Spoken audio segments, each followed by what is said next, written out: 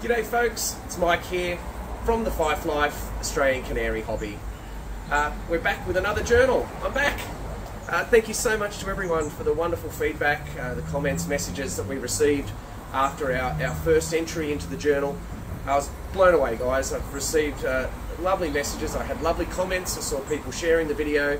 That's how we get it out there. That's how we spread our passion and our hobby of canary keeping. I want to share this lovely quote that I heard on another podcast, but it's very true and I think it's very relevant. I had people message me and say, look, I don't keep Fifes. I have Norwich, or I have Borders, or I have Gloucesters, or I keep colour canaries. It doesn't matter. I mean, you can keep budgies for all I care. It's about spreading the word of bird keeping and the hobby for me, canary keeping, and I happen to have Fifes.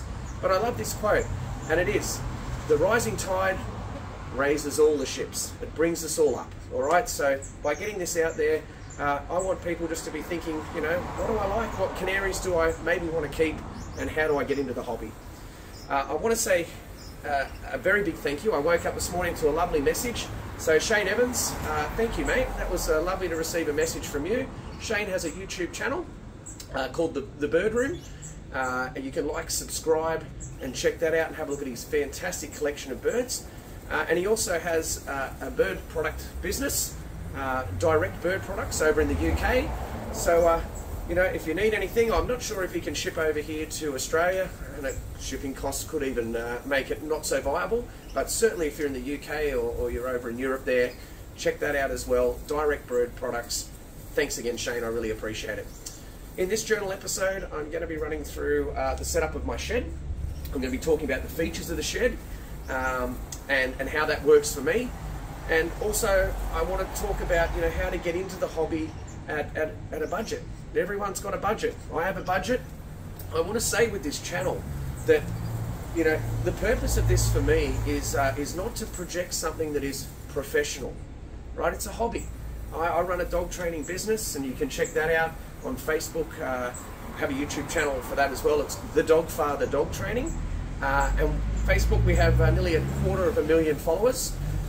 That's my profession. That is what I would like to consider a professional outlet for what I do there.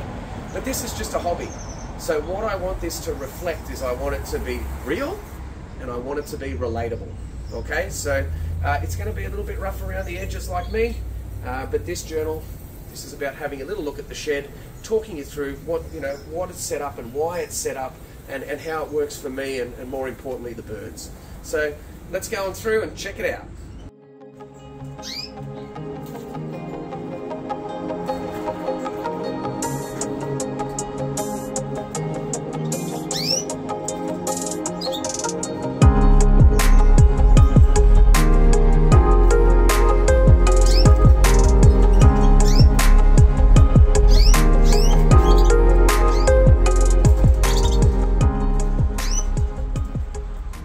Okay, guys, folks, followers, I'm in the shed, and I'm going to run through some of the features of the shed. I'm going to talk a little bit about, you know, why have a shed, or why have a space, an enclosure as such, and not just cages, okay?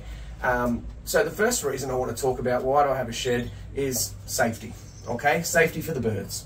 Now, we need to have weather protection. So if you're going to keep canaries, you do need to protect them from the elements. We have a wet season up here, so it can get very wet. And we're actually currently in weather watch for what looks like a predicted cyclone to hit this week. So I will talk about, you know, I have an evacuation plan for my birds, but I think no matter where you live, having even just a cage around the cages is important to protect our birds. Now, we need to protect our birds from the elements, the weather.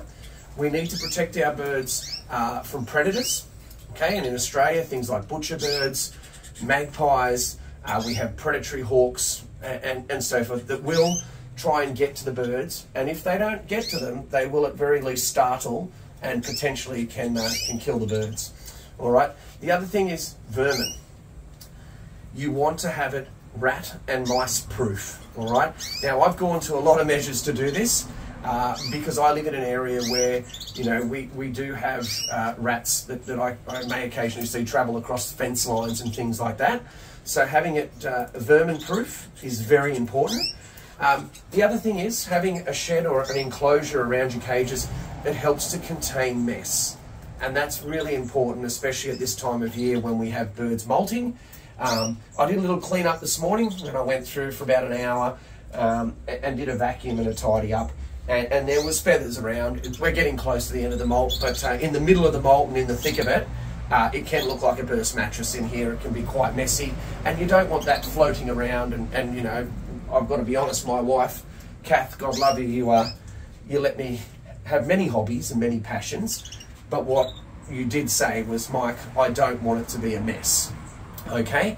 The other thing is having this area and this space dedicated to the birds and having it enclosed, it creates calm. So the birds are nice and calm, and they settle much more, not having exposure to the elements, not having to worry about predators, not having vermin climbing all over the cages at night and things like that that can startle the birds, but it can also really stress them out. That will affect your breeding season. Okay, so that's the first point I want to make. It's all about safety. In my setup, I've got mesh, I've got rat-proof mesh, and I've got fine mesh that will not allow mice, rats to get in. They've tried, and I've had to plug up areas where they've had a really good crack at it, but they cannot get in. So that's the first thing. Now, to then move on to, and I want to talk about the features of the shed, well, obviously we've got cages. You can't keep birds without cages, but the cages are set up in a grid system. Now, there's a few reasons for that. One, it allows the birds to be kept side by side without them being triggered, without the birds, particularly the males, you know, wanting to constantly battle with each other, whether it be, you know, singing excessively or whatever, right? I don't want the birds being at each other. And I also want, in the off season, I just want the birds to be calm. So that's important. It's having the birds nice and calm. The other thing it does is it contains a lot of mess. So I don't have stuff spilling out the sides, spilling out the back. I don't have stuff dropping from a cage down into a cage below. I don't have any of those problems. And that's really important. This is a very low maintenance setup, and I'm going to talk about how it's set up for cleaning and things, and just show you how effective it is. From a cost point of view, and with my own budget, I was allocated a budget of $2,000 to $2,500 Australian dollars. Okay, that was the complete budget to set everything up, including the cost of birds, and I think I've pretty much stuck to just under that. Okay, now you could. I bought, majority of the stuff here was bought from new materials, but you don't have to. You could get recycled timber, you could do things, you could use things that is you know, sitting in someone's backyard that they're not using. You could look on Gumtree, you could look on Facebook Marketplace, and you could probably find stuff that would allow for you to do it at even a lower cost, okay? Now, the size of the shed is, it's 3.5 metres long, and it's 1.7 metres deep, okay? You can look that up in feet if you want to go via the old metric, but that's the size of the shed, and it comfortably allows me to have 18 cages. Now, the 18 cages can all be divided, and I'll go through the divider system and so forth. The cages I bought, they were from a bird sale place that sells products online, and I got the cages for $38.50 each, which I think is very reasonable, okay? Now, I also got a couple of spare cages, so whilst I have 18, I purchased 20 cages, just for your reference, all right? So that's a little bit about the cage, the grid, the setup, and why. Now, the other thing that's in the bird room here is I have lighting. Now, I didn't have lighting when I first started in the hobby, and I just found that it threw a variable element into bringing the birds into condition and the breeding season. Now, lights are very important for breeding. You need to get up to about, you know, 13 to 13 and a half hours of daylight for the birds to be in prime breeding condition. Now, I got that number off Terry Kelly, so If that's not right, you're welcome to comment and say, Mike, actually, with lighting, this is better, and I'm open to it. But per Terry Kelly, he said, get up around that 13 and a half hours of daylight, and that will bring the birds into breeding condition. And I start doing that incrementally, all right? So I don't just go bang up to that. At the moment, I'm running the shed in the molt at 8.5 hours of artificial lighting, okay? So I've got lighting in here. What I found when I introduced lighting into the shed as well is it really brought the birds to life. They really livened up. They just seem to be more sprightly, having bright light. My bird room does not face towards the morning sun, and I did originally do that on purpose because I don't want to be up at 5:30 in the morning when the cockbirds are singing. I want to have a little bit of a sleep in. I also think that's being generous and kind to the neighbours. So that was a reason why I put the birds on this side of the house. It was convenient because the shed is under my balcony, and then I have another roof on top of that, so the birds don't have direct heat hitting the top of the bird room. They also don't have a lot of direct sunlight. They get a little bit in the afternoon, not much, but they do get some artificial UV being filtered in, which is great for the birds, but the primary lighting in the room is artificial, and I can manipulate that to bring the birds into the breeding season, and really that has been helpful, even though I will say I didn't have the best breeding season last year. It did start when I wanted it to start, okay? So the other thing in my bird room, it's not big, right? It's not a big bird room. I think comparison or comparing what you have to others can deny you happiness. I look at Terry Kelly's beautiful bird room, one of the best in the world, if not. I've looked at the canary room and seen other people's setups. Dave Rand's setup, immaculate, beautiful, big. I'm a hobbyist. I don't even show my birds, right? I love my birds, I have good quality birds, but the reality is I'm a hobbyist. And so this reflects what is realistic and cost effective as well. So they're things to consider, and I think it's important that you consider, you know, what's in your budget. You do the best you can with what you've got, okay? Now, as part of my setup, I say no clutter. I don't have any clutter in here, right? I've got what I need for daily tasks. I have storage tubs for what I need weekly, and I keep them out of the shed. Now, the reason I do that is the more clutter, the more nooks and crannies, the more things that can build up and be an issue for cleaning. My setup, and I've been very lucky, I have no issues with mite. Okay, I'm not saying that I've never had a mite in here, but I don't currently have any issues with mite. And I think it comes down to the fact that I have a very tidy little setup. My cleaning routines, my husbandry and my maintenance is absolutely on point, and I can do it very quickly, all right? So I can get in and around the room, as I said in the last journal, very quickly, okay? So I just have what I need. I have my daily seeds, and we'll do a little pan around so people can see that. I've got my supplements, I've got my cleaning products, and that's it, okay? So that's the setup of the shed, that's the basics of it. Now, in every video that I do, I seem to get asked about feeders. I'm going to talk about them in just a minute. The next thing I want to do is I want to jump out of the shed, and I want to show you guys the Avery setup and talk about how that connects on to what I've got. So we'll jump out there now and we'll have a little look. All right, and as you can see, I'm outside the shed, but adjoined to the shed is my Avery. Now, the Avery is 1.7 by 900 by 1700. All right, so that's the size of the Avery. At present, it's housing some finches that I have. It's got a trio of Gouldians, and I've got 2 pairs of star finches in there.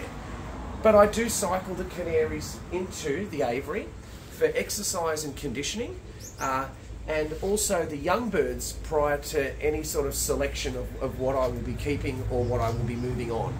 So I do use it for those purposes. It's a new addition, and I actually I picked it up for $200. Now what I did is I put some fascia on it, timber fascia. I dressed it up a little bit, just to make it look aesthetically nice. I didn't want your bare galvanised steel look. This is a space that we share as a family. It's our courtyard. It's an area that we entertain in. And I love having the birds here so that people can share and see the hobby. So that's that feature there. And one thing I will say with sheds and with Avery's is always put a lock on it. Now, we are in times of change, and we are in times where animal activists, and that's my concern, is that there's some crazies out there, and I don't want people coming and liberating my birds. And I also don't want maybe a little kid or someone to come and, you know, flick the latch thinking that they'll just hop in there and say g'day to the birds. So I think locking is very important. For those people that say, oh, how do you get in and out without losing birds? I actually just put some bird netting over the front, and that allows me to move in and out. Now, I've never lost a bird, but at some stage I am considering putting an entrance and a second cage off the front so that I can move in and out of the aviary without losing birds. But for now, I just put some bird netting over and I can just move in and out. So that's that feature there, okay? Okay, guys, let's talk about some of the specifics of the bird room, and that is the cage setup, okay? So if we're talking about the shed itself, now let's talk about the cage setup that I have in here. Now, the cages I have in here are in a grid system, and this is just some 8mm ply that was constructed by my father-in-law for me, and it just helps to contain mess, okay? As I said, it helps contain mess, which is great. It also helps keep the birds very calm, because if it's just cage to cage, I think sometimes the males get a bit riled up. Maybe it stresses the hens out a little bit. So they just seem to be calmer. They also have ventilation holes in the backs of each of these just to allow for some air circulation, which I think is important.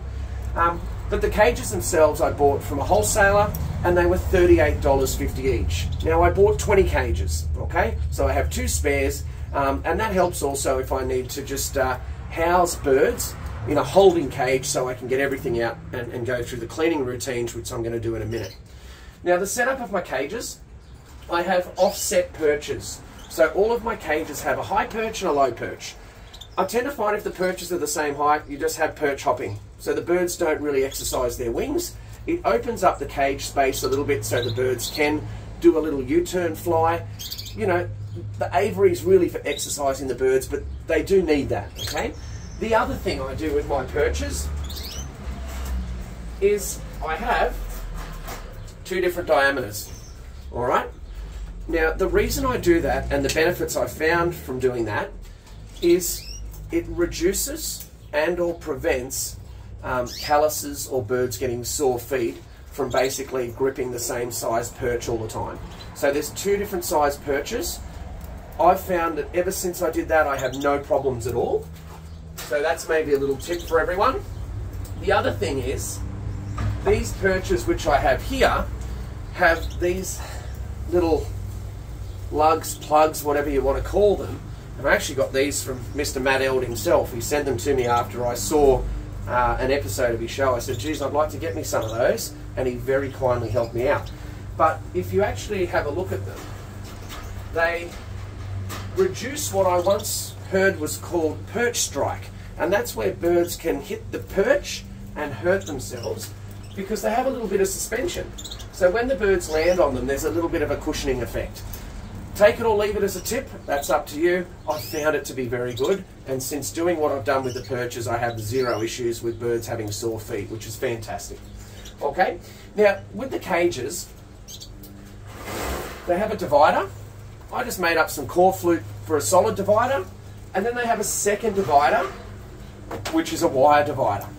Now that's going to help a lot for the breeding season. Previously, I've just hung cockbirds on show cages and introduced them that way. And it didn't work that great for me. I'm going to put it down as one of the factors why maybe I didn't do so well with the boarders. But I think this is going to work well.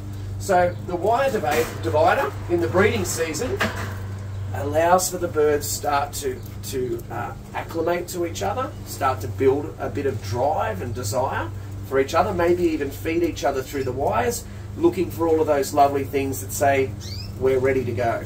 All right? The solid divider, that's what we'll start with, so that I can get all the birds in position. I can start to, get the birds conditioned, ready, separate them. I have 18 cages in total. Divided in two, I have 36. Okay? So 36 cages in here. That's going to allow me, and this year I'm going to run about probably 14 pairs. Okay? Now, the spare bank that I have here, I try and keep spare most of the year for quarantine. I like it so that if I have a bird that's not looking 100%, I can just have them in a smaller cage. I can really keep an eye on them. So that's very helpful.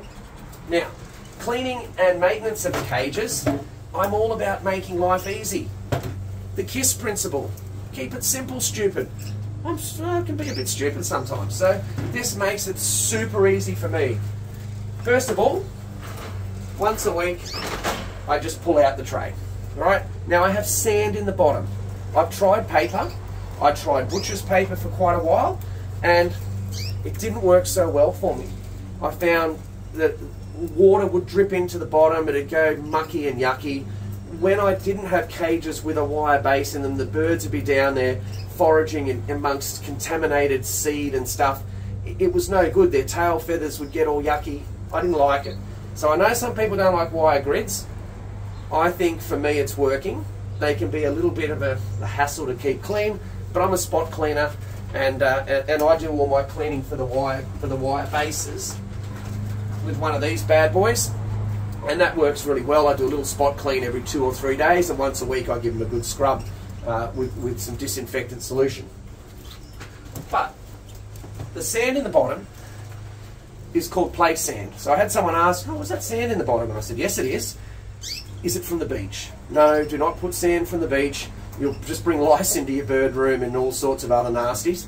It's place sand, or what they call wash sand, typically used in kids' playgrounds and sand pits, and I get it from a place called Bunnings here in Australia. If you're overseas, your hardware store, whatever. It's $7 for 20 kilos, and 30 kilos, a bag and a half, does the whole shed. So that's what I use in the bottom. Very easy to pull out and clean once a week. It absorbs moisture. It doesn't carry an odour.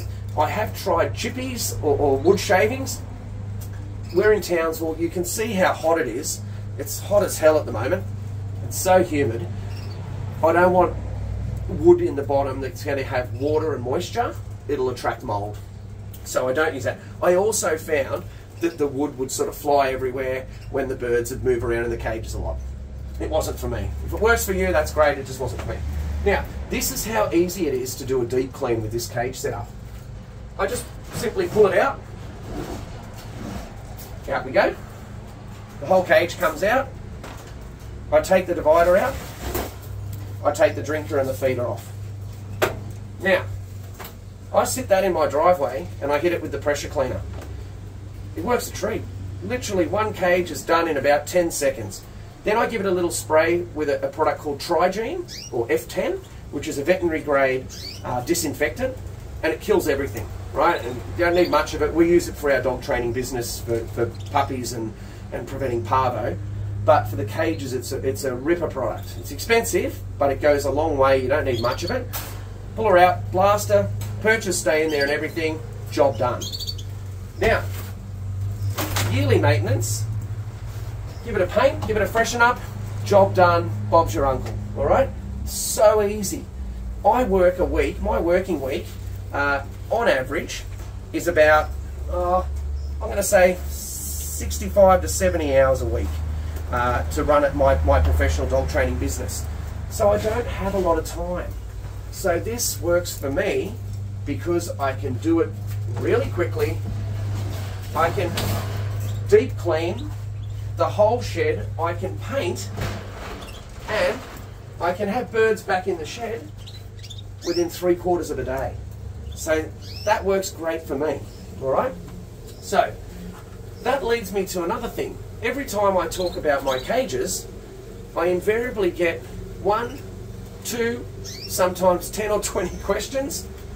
Where do you get your bird feeders? What are those bird feeders? Well, let me tell you about the bird feeders. The bird feeders that I have It's this one here. Now there's another one on the market.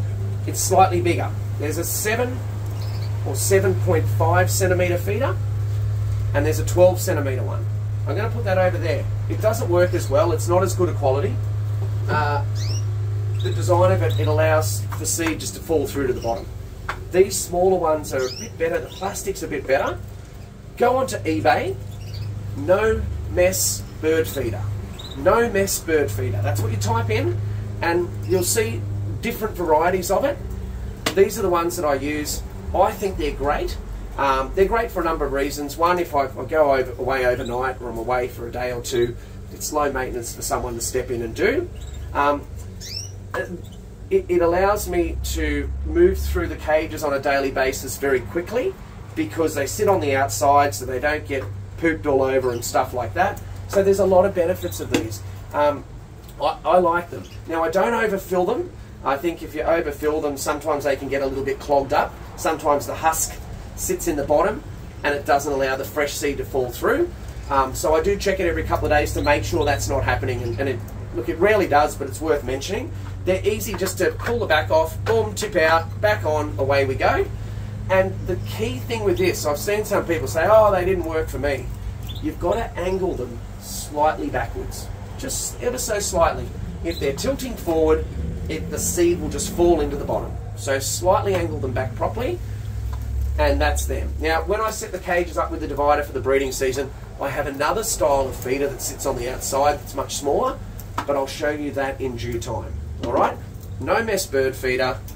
There she is. Okay. Now for the last thing. I'll call this the workhorse of the room. It's my vacuum cleaner. Now you've got to have a vacuum cleaner in your bird room because, especially at this time of year, the birds can be messy. I spent about an hour and a half in here before filming, just tidying everything up, getting everything looking nice for you guys.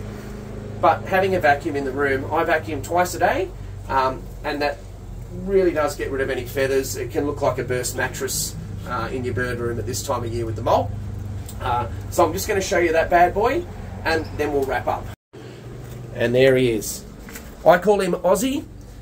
It's from Bunnings. It's an Azito commercial or industrial vacuum cleaner, and that kid's been going for 3 years in this shed and it doesn't miss a beat. I did steal one from upstairs when I first got started with the hobby, and look, it just didn't do the job, but that bad boy keeps it pretty tidy and pretty clean in here. I can't recommend that one enough. And again, from Bunnings, Aussie, you're a legend, mate. Like little R2-D2. Love ya. Okay, folks, so that's a wrap. Journal number 2 done and dusted. I hope you're enjoying it. As I said at the start, I want this to be realistic, relatable, professional. That's my dog training business. My birds, it's my hobby. So I hope you enjoyed this journal. Hit like, do share it to other birds and avicultural groups if you want to. But that's how we get the word out there, spread the love, and remember, happy Fife, happy life. Cheers, guys.